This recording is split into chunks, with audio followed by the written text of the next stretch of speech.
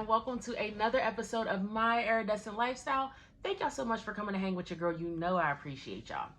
Today we are talking part 2 of my weight loss journey. I wanted to keep it kind of short, so I had to kind of chop it up so that I don't have y'all sitting here for 30 plus minutes. So we're going to pick up right where we left off. In the last episode, we were talking about, or we left off with me discovering extreme hip hop. So I started with extreme hip hop. I was doing the challenges. I was roughly losing about 2 pounds, maybe 3 pounds every month. And it was a little rough because you tend to look at other people's journeys and you compare it to yours. You see people losing 10 pounds and 15 pounds and you're like, dang, like, where is my, like, I'm losing these little 2 measly pounds, per month. And I'm just like, is this worth it? So I had to kind of confide in my husband, and he's like, you got to look into it in the terms of objects. So once I started looking into that, I'm like, okay, well, we're 2 months in and I've lost, 4 pounds. And then you compare that to like maybe a bag of potatoes or something, or a bag of apples. You're like, oh, so that's heavy. So that's kind of how I had to look at my journey. And that's one thing that I think that's super important with any weight loss journey is for you to look at your journey. Of course, you're going to see other people, especially in the world that we live in with social media. You're going to see influencers, all of that stuff. But it's important to focus on your journey and find a way for you to set your goals and to figure out, ways to keep you motivated. Because sometimes it's hard. It's hard and you're not going to want to do it and you're going to get discouraged. There's times where you don't lose any weight. And, that plays into, your mindset. So I always say that it's super important for you to find what works for you and what is going to keep you motivated. So, extreme hip hop. So I was probably like 7 months in and I was probably down about like 13 pounds. So I kept going on with that, and we were still in the thick of the pandemic. Wasn't much outside activity. The gyms were still closed. I was just in the house. So like I said, we would transform my son's room. I would do my workouts, do my meal prep, and that was the beginning of my journey. And that is what I found what made so different from all of the other times that I've tried to do diets is I found something that I truly enjoyed. And I say that to say, if you can find something that you truly enjoy, that's going to help you stick to it, because that's one of the main questions that I get all the time. How'd you stick to it? How'd you stick to it? Girl, I don't know how you do it, because I can't. But once I found something that I love to do, that's what made me stick to it. I'm not a gym girl, y'all. I ain't a gym girl. I don't like it. So finding extreme hip hop, I was like, I like this. I really enjoyed it. So I looked forward to working out. I looked forward to, hearing what songs, we were going to be stepping to.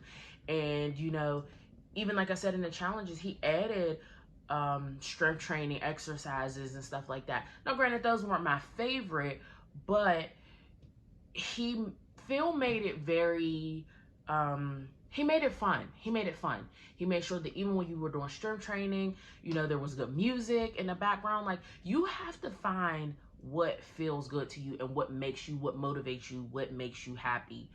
And if you can do that, that will make your journey so much easier. I swear it will. And that's what set this journey apart from all of the other times that I, had tried or attempted to lose weight.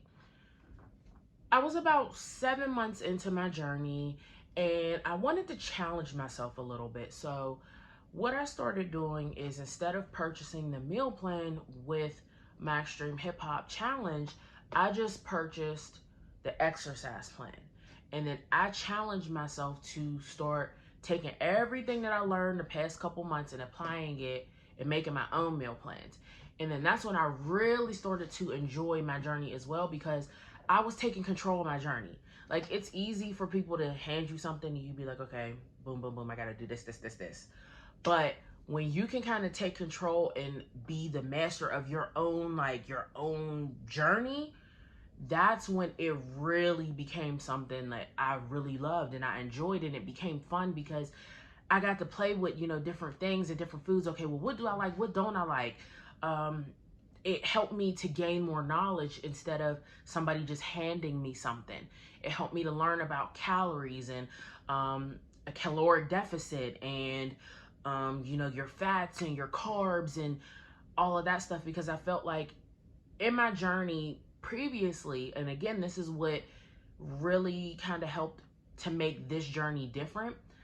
A lot of places and a lot of things that you'll see online, they tell you, oh, don't eat carbs. Don't eat carbs. Those are terrible. They're bad for you.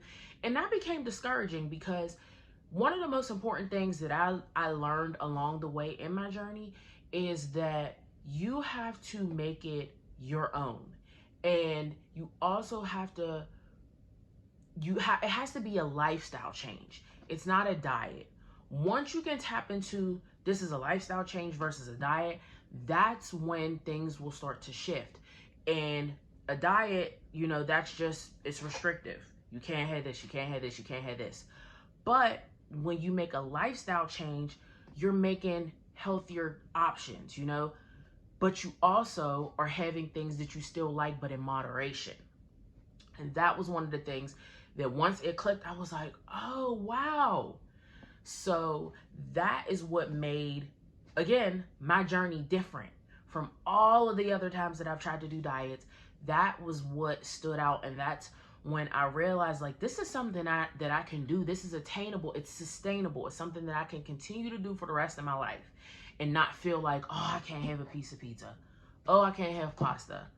Oh, I can't have it's my son's birthday, I can't have a slice of cake, And when you can stick to that, when you can find something that you can stick with that's sustainable, then that's when it's going to become easier for you. It's going to become doable. It's not going to feel so, oh, I got to eat this chicken and broccoli. Like, I got to eat this salad. Now, granted, those are things that you want to do, but you want to be able to make your journey sustainable. And that was one of the most important things in my journey that helped me. And it literally changed my whole mindset about losing weight. So once I started that and got that stuck in my head, that's when it became, and I won't say it became easy, but it just became understandable. It just was like, okay, I can do this. I can do this. So that was super important. That was one of like the breaking moments in my journey. And that's what helped me to commit and to continue, because I'm like, okay, I know that it's my son's birthday, or I know I'm going here, I know I'm going there. I can have that piece of cake, but let me make sure that I'm eating clean the rest of the day. And another thing that's super big about this journey is also your mindset. You have to really, like, yes, it's a transformational thing. Yes, you're losing weight, you're shedding the pounds, you're losing, the jean sizes is going down, but you also have to really transform your mind. It has to be, when you make a mistake, you can't be that mistake. If you ate something bad yesterday, get up and go to the gym the next day and start back over. Like, it's okay to mess up. It's okay to, maybe not have a perfect day. But you can't, you can't penalize yourself for it. So once I started doing all of that stuff and really applying that stuff, that's when it became a lifestyle change. It was no longer a diet for me. So that was that. We're going to fast forward a little bit. So about maybe 11 months into my journey, following my meal plans, doing my extreme hip hop workouts, I had got down to, I had lost probably about 28 pounds. And being able to see that on the scale, it was like, wow, like this is dope. This is amazing. And one of the things that I also had to learn is that the scale means nothing. Like, if we're being completely honest, the scale is just a number. There were so many other things that were changing in my body that the scale couldn't tell me. Even like I kind of got discouraged because I felt like at a year, like 30 pounds, like it didn't feel like a lot. But like I said, the measurements, that was changing.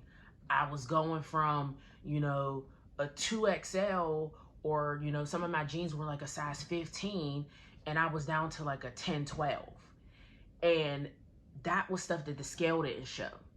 You know, my body was changing, my face was slimming down. There was so many different things, and that stuff is really what kind of fueled me, because I was like, okay, like I can see this. I can see this. So those non-scale victories were super important to my journey, and that's what really fueled me to keep going.